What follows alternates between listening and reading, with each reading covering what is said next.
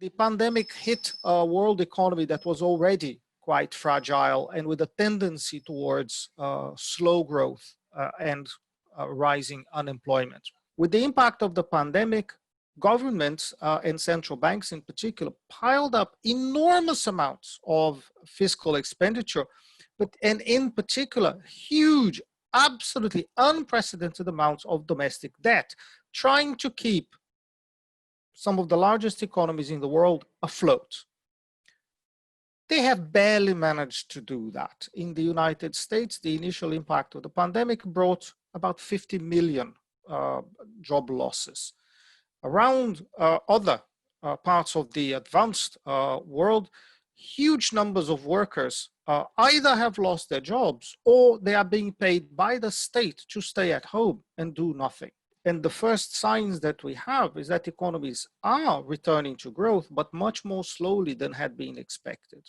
And the notion of a kind of a V-shaped economic recovery where you go down very deep and then you bounce back very strongly, that has not turned out to be true.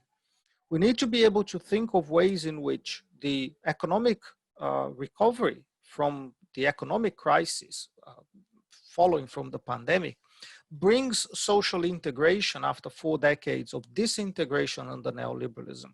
It brings meaningful jobs. It brings green growth, because if we do not do this, and again, using the example of the United States as something particularly dramatic, the fires on the West Coast, if we do not address the problems of climate change that affect the entire world, we will have failed as a civilization.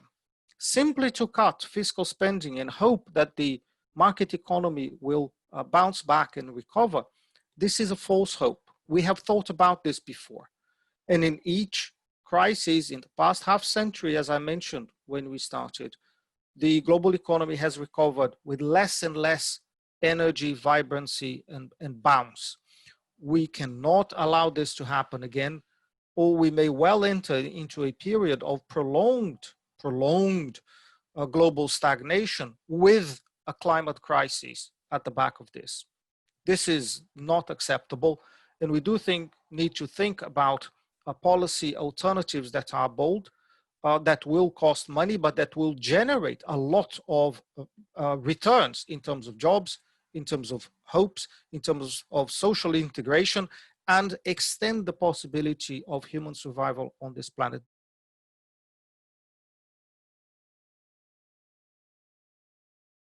The rich have had a fantastic pandemic, most of them. The number of billionaires and the size of the fortune of the biggest billionaires in the world has increased enormously, as has been widely reported in the media. Starting with Jeff Bezos from Amazon, who increased his fortune by tens of billions of dollars during the period of the pandemic, across a whole spectrum of billionaires who have been able to self-isolate very effectively, often taking their massive yachts and going into the ocean and isolating themselves there together with their crew and continuing to run their businesses from this sublime isolation and capturing enormous fortunes in the process. For them, a pandemic has not been a huge problem. Other people have second homes. The privileged ones have second homes, and they could choose to stay in their first home, often in urban areas, close to everything, or they could go to their second home, maybe by the seaside or a nice farmhouse in the middle of a very beautiful countryside. That is comfortable as well. For a lot of middle-class people and professionals, mostly in the service sector, and sometimes in managerial positions, it has been a story of going home, their only home, and staying there very often, the children out of school, and having to juggle their jobs and their childcare responsibilities. And it has been tough. But it has been even tougher for poorer people, because they are divided into at least 2 groups. The group of people doing what became known as essential work as bus drivers, nurses, other healthcare workers in hospitals, people engaged in the transport industry, moving goods here and there, including Amazon drivers, etc. A whole range of people working in what we suddenly discovered were essential professions for the runnings of our society. They had to be exposed to the virus, and in fact, fall victim in a disproportionate way to the lethality of the coronavirus. And at the same time, and that's the second group of poorer people, their families are exposed at home. Homes that often are cramped, very small, with several generations of people sharing a very tiny amount of space with very few resources. And poorer people working in the informal economy that are hundreds of millions across the developing countries, they had no job protection. They had no guaranteed income.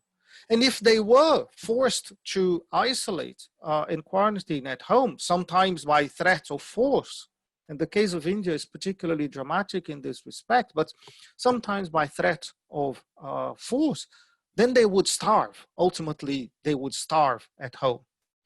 And if they risk going out, then they would be completely exposed to the ravages of the coronavirus. And this highlights another level of difference, which is the differences between the pandemic hitting advanced economies, where the vast majority of the population is in the formal sector, where wages are reasonably high, where the financial system functions in the background, where there is a welfare state that is working in those economies, and developing countries where the majority of the population often is in the informal sector. The welfare state is very precarious. The state has no capacity to service their population adequately. You cannot expect developing countries under those circumstances to enforce lockdowns efficiently. Several poor countries have given examples of how to address the pandemic very efficiently with minimal loss of life, even when those economies have very limited resources. We're talking about Vietnam, we're talking about Senegal, we're talking about Laos, we're talking about Ethiopia, we're talking about Kerala state in India, Cuba. There's a whole number of examples of reasonably poor countries with per capita incomes 1/10 of the per capita income of the OECD countries that have been able to address the pandemic much better. But that is because they had prepared before. That is because they've got a health system with capillarity in their communities, because they had the protocols in place, because they decided their priorities quite rightly at the beginning around testing and around isolation. And those countries give us incredibly valuable examples of how to do this. And their success shames much wealthier economies, the United States, United Kingdom, Italy, France, Spain, countries that have completely and miserably failed to protect their populations. So do the most basic thing that any government has to do, which is to protect lives and protect livelihoods. If you do not do this, you forfeited your legitimacy as a government. And those governments have failed miserably. There will be other pandemics in the future. How can we do this better next time around? And then how do we do this? Building in the process a more integrated set of societies.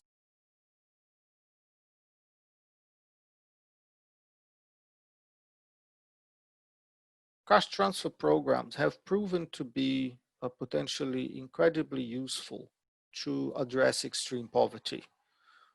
Most experiences, and there are dozens of experiences around the world, show their effectiveness. And they also show that these programs can be very cheap to run. Most of them cost in the region of 0.5% of GDP, which when you compare to the costs of addressing the pandemic, you realize that these costs are trivial. But there is an additional impact because this money is immediately spent buying necessities. And those necessities are often produced in the vicinity of where very poor people live. So a secondary impact, the first impact of transfer programs is to improve the lives of the poor. The second impact is what happens when people are improving their own lives by spending this money, and that this impact is in the neighborhood. And typically it is buying food that can be produced locally, buying clothes, buying very simple goods and services that can be produced in the neighborhood. So a lot more money circulates, and the entire regional economy can grow.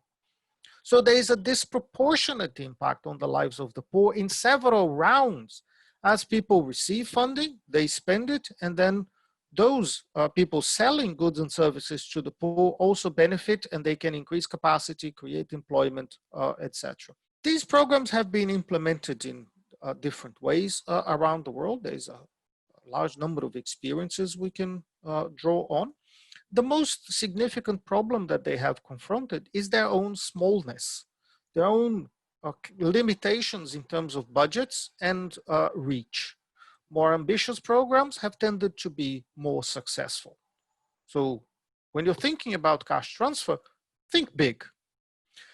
Then the other area of debate here is about the conditionalities. Many of these programs involve conditionalities, usually in the form of requiring families to send their children to school, requiring expectant mothers to go to the doctor to have themselves checked, to take their children to the doctor, to have their children vaccinated, and so on. And many of these measures are good and useful. The extent to which they should be a condition for the cash to be disbursed is disputed in the literature. Are you actually improving people's lives by ordering them around, or should you just treat them as citizens, give them an unconditional income, and provide information about the benefits of healthcare, and then make healthcare available to them? Because sometimes it's not that people don't want to go to the doctor, it's that there are no doctors around, or the whole difficulty of going to a distant doctor when you have small children at home, that can be extremely difficult to navigate.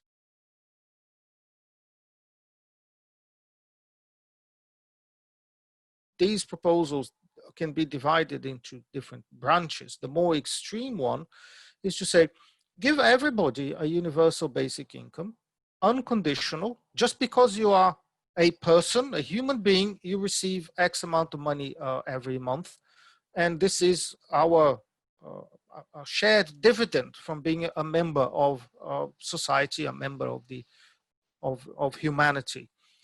And other extremes are for very limited programs targeting the very poorest, conditional, and perhaps even not ambitioning to cover all the extreme poor at the same time for different reasons, some good reasons, some less good. In my view, the experiences that we have got point towards the potential effectiveness of more ambitious proposals aiming towards a universal basic income that can be expensive, but it can also create enormous dividends for society as a whole. It doesn't have to be very large, but some of the failed experiments with the universal basic income have failed because this basic income has been excessively small, so it doesn't make much of a difference, and because it comes at the expense of existing programs. So what you're doing is you're withdrawing, in some cases, you're withdrawing the universal provision, you're withdrawing rights of citizenship to schools, to health, to housing, etc., and say, now you can have some money instead. So what you're doing is to commercialize what previously existed as public services. Those experiments, they do not work. I think the drift of the literature is that those experiments, they do not work. The amount of money is too little, and they end up being a veil, an excuse to dismantle the welfare state and to commercialize human interactions to an extent that disadvantages the poor even more. So they receive a little bit of money, but everything else that was the social infrastructure on which the poor and the extreme poor used to rely on, it could count on, that is dismantled at the same time. This is more neoliberalism under the guise of providing a universal income to everybody. That is not the way to go. The way to go has to be to maintain and expand basic social provision of essential goods and services, and to ensure that people can enjoy life on top of that. That is the point of the universal basic income, is to enjoy life on top of having your basic needs already satisfied. We have the technological means and the productivity to do this. We can do it as a civilization, we can do this. If we don't do it, it's because we don't want to. Because powerful interests do not want this type of modality of social integration to become prevalent. And this is a failure, again, a failure of civilization, because we've got the means to welcome everyone into a society that integrates people, that brings them together, and we choose not to do so for other reasons, for reasons of ideology, for reasons of control, for reasons of power, etc. But this is the wrong choice. And historically, we have to move forward towards more integrated societies in which people are free from the tyranny of having to accept demeaning forms of work in order to survive.